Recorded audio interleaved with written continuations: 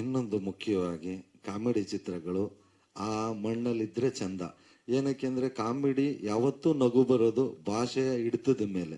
ಈಗ ನಾವು ಬೇರೆ ಭಾಷೆ ಡಬ್ಬಿಂಗ್ ಮಾಡ್ತೀವಿ ಅಂದ್ರೆ ಯಾರೋ ಮಾಡ್ತಾರೆ, ಇಲ್ಲಿ ಸಖತ್ತಾಗಿ ನಗಿರೋರು ಅಲ್ಲಿಗೆ ಏನು ಕಾಮಿಡಿನೇ ಅಂತ ಅನ್ಸಲ್ಲ. ಸೊ ಹಂಗಾಗಿ ಹಾಸ್ಯ ಚಿತ್ರಗಳು ನಾವು ಯಾವ ಭಾಷೆನಲ್ಲಿ ಮಾಡಿರ್ತೀವಿ ಆ ಭಾಷೆಯಲ್ಲಿ ಮಾಡಿದ್ರೇನೆ ಕರೆಕ್ಟ್ ಅನ್ನೋದು ಒಂದು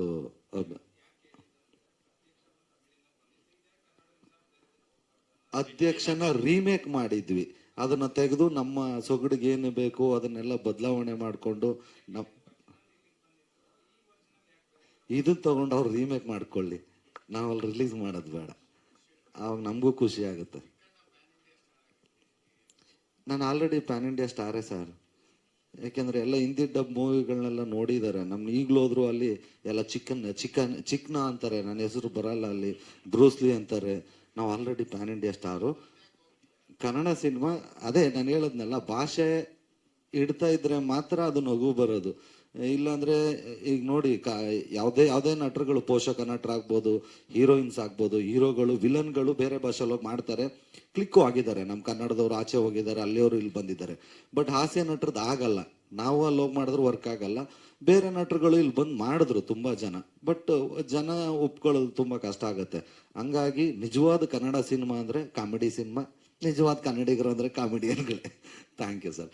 ಇನ್ನೊಂದು ಹೈಲೈಟ್ಸ್ ಅಂದ್ರಲ್ಲ ಸರ್, ಇನ್ನೊಂದು ಹೈಲೈಟ್ಸು, ನಾವು ಪ್ರೇಮ್ಸ್ ಅವ್ರನ್ನ ಬ್ರೇಕ್ ಮಾಡಿದ್ದೀವಿ. ಅವರು 6 ಜನ ಹೀರೋ ಇಟ್ಕೊಂಡು ಪಿಕ್ಚರ್ ಮಾಡ್ತೀವಿ ಅಂತ ಅನೌನ್ಸ್ ಮಾಡಿದ್ರು.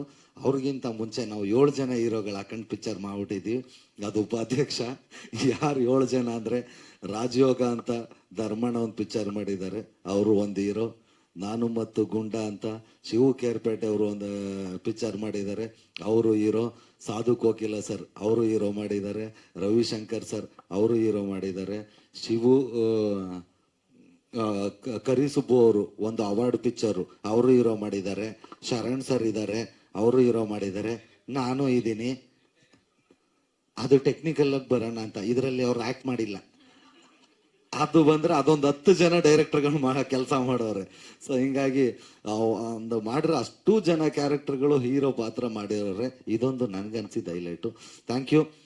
ಈಗ ನಮ್ಮ ಚಿತ್ರದ ಇನ್ನೊಂದು ಪಿಲ್ಲರ್ ಅಂತಾನೆ ಹೇಳ್ಬೋದು, ನಮ್ಮ ಧರ್ಮಣ್ಣವರು. ನಿಜಕ್ಕೂ ಖುಷಿ ಆಗುತ್ತೆ ಧರ್ಮಣ್ಣವ್ರು ನೋಡಿದ್ರೆ.